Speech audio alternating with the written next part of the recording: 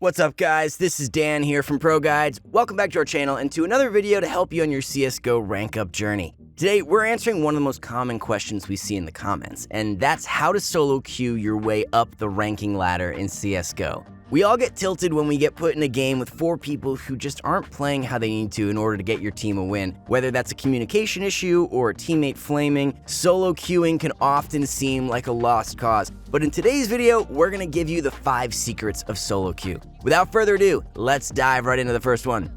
The first and most key part of solo queuing is quite simply not to tilt. The most inconsistent and least skilled players are the ones who tilt and rage at the game, and I know it sounds incredibly difficult to do, especially for certain people who tilt easily. I myself used to get so tilted at the game when things got frustrating, but with a few simple changes to what I did while I was playing the game, my days getting tilted became a thing of the past.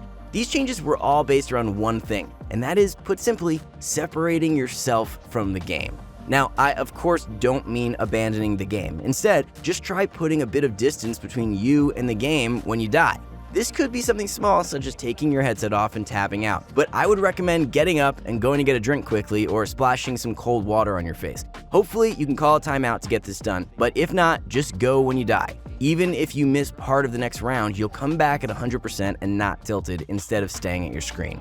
Also, make sure you breathe as well. As basic and old as this tip might sound, nothing calms your brain down more than oxygen does. Now, these bits of advice are what worked for me personally. What stops you tilting might be different, but I promise you that it will follow the same basic principle: to separate yourself from the game for a few moments. Now, of course, you can't always just leave your PC every time you get a little bit tilted. So the second part of not tilting revolves around how you think about the game. There's one key part to this, and that's to consider the bigger picture. Yeah, this game is going badly, but if, like me, your goal in solo queuing is to get to a higher rank, think about that. This game and these teammates are a bump in the road to you getting global, and after this game ends, you'll have improved every aspect of your game, which puts you one step closer to joining the global elite.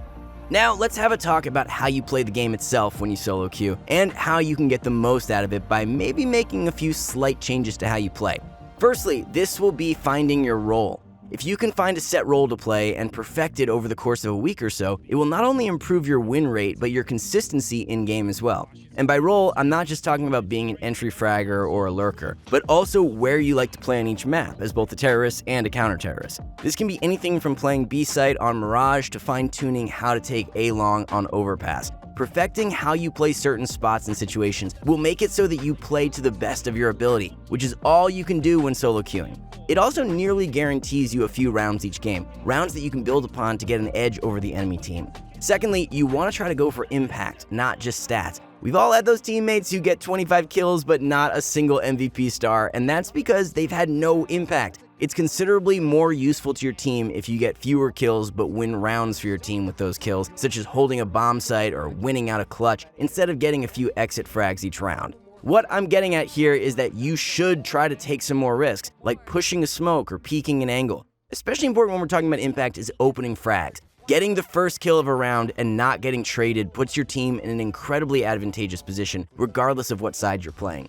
You can't late too passively when solo queuing. Now, this isn't to say that you should start to play hyper-aggressive, but consider adding a few more aggressive plays into your strat book, as if you play too passively a lot of the time, you'll have zero impact on the way the round plays out, whether it's in your favor or not. And last but not least is warming up in order to play to the best of your ability. This, of course, means a good 20 to 30 minute warm-up before each game you play, which can be super boring, but is easily the biggest factor in how you play. If you don't warm up properly, you won't perform well in-game. It's that simple. That's the more individual side of solo queuing out of the way, so now we're going to move on to how to play with your team. The 4 people who get matched with you can make your experience in-game go smooth as butter, but on the other hand, it can sometimes seem like you're being punished by the goblin himself. Whether your teammates are playing bad or just plain toxic, there's always a way you can bounce back from bad teammates. First and foremost, make sure you play with your team. This ranges from things like giving clear comms right away to dropping teammates when they need it. Make sure that you're always helping them out when they ask for it, and you'll often see them returning the favor. This can be things like flashing for them, following a strat they call, or making sure to trade them. It's small gestures like these that will pay dividends in getting your teammates to get friendly with you, and a good team atmosphere will more often than not lead to a win. Now, let's quickly backtrack to trading. Getting trade kills is undoubtedly one of the most important aspects of solo queuing, as working in good harmony with the rest of your team and getting those key trade kills on T side will win you round after round. These trade kills won't just be normal kills, they'll be high impact kills. Aside from the more mechanical aspect of playing with a team, there is, as there is in every situation in CSGO, a large mental aspect to it all. To maximize your chances of winning when you're playing with 4 randoms, you may need to take some responsibility for keeping everyone calm and keep the team in good spirits. The importance of this cannot be overstated. All the best pro teams have one thing in common, this being that at the end of the day, it's a group of friends playing together. Not only your chance of winning, but also your enjoyment of each game you play will skyrocket if you focus a bit on this aspect. The most effective way that I found to keep everyone in good spirits is to try and be the guy telling your teammates, "Nice try," and to congratulate them when they pull off an insane play.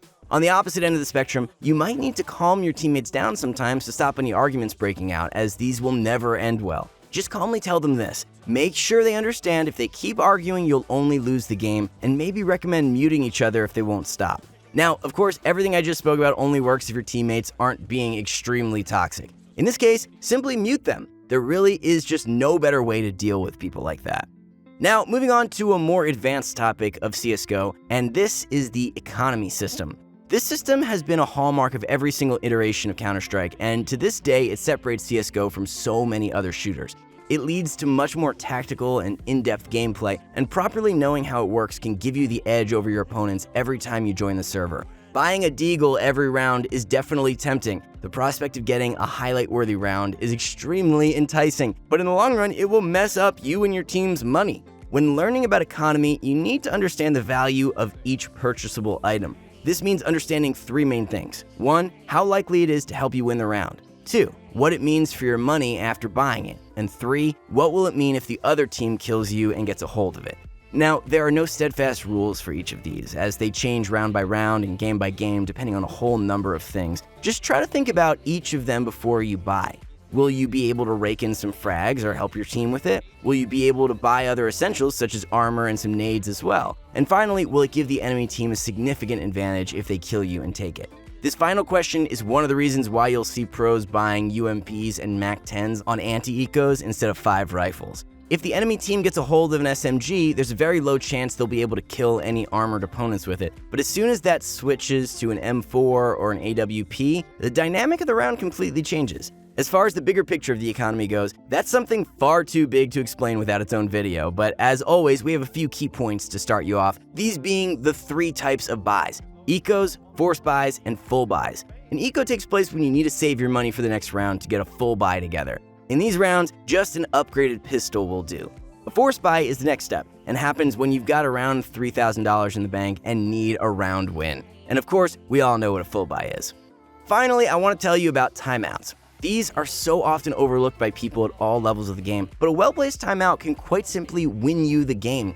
Have you ever been in a game and the enemy team just seems to run you over, winning 7 or 8 rounds straight? It can often seem like the games where this happens are a lost cause, as everyone gets more and more tilted from the non-stop losing. But simply calling a timeout serves a multitude of purposes physically and psychologically. On the physical side of things, a timeout's main purpose breaks the rhythm that your body has gotten into of non-stop aiming and gives your arm and wrist muscles a bit of time to reset themselves. However, a timeout's main purpose is psychological. As we brushed over earlier when we were talking about not tilting, separating yourself from the game pays dividends in not tilting. However, when you call a timeout, you're forcing your teammates to do this as well, and they might not have watched this video. It can also give you all a bit of time to think and talk about the game and how you could start winning rounds. Don't be afraid to call a strat yourself during this time, or at any point in the game for that matter. On the other side of the coin to these numerous advantages gives your team, at the same time it will break the momentum of the opponents, as they break from the rhythm of constant winning. Timeouts are also massively useful toward the end of the game. If it's getting really close and your nerves are playing up and your aim is getting shaky from all the adrenaline, just call a timeout, settle down a bit, and then get that 16th round on the board. Now that you've got our top 5 secrets to solo queuing, you'll see that win percentage skyrocket in no time at all, and your rank will quickly follow suit. Just make sure you keep using the tips we gave. There's no point in playing with them for a day or two and then stopping. You need to keep using them to see results. That's it from us here at ProGuides, but before you go, make sure to check out the rest of the YouTube channel, where you'll find more great advice on how to improve at CSGO. And if CSGO isn't the only game you play, don't worry about it. ProGuides has you covered in a number of other games, from Valorant to League. So what are you waiting for? Boost your game today by heading over to ProGuides.com. Alright guys, I will see you all in the next video.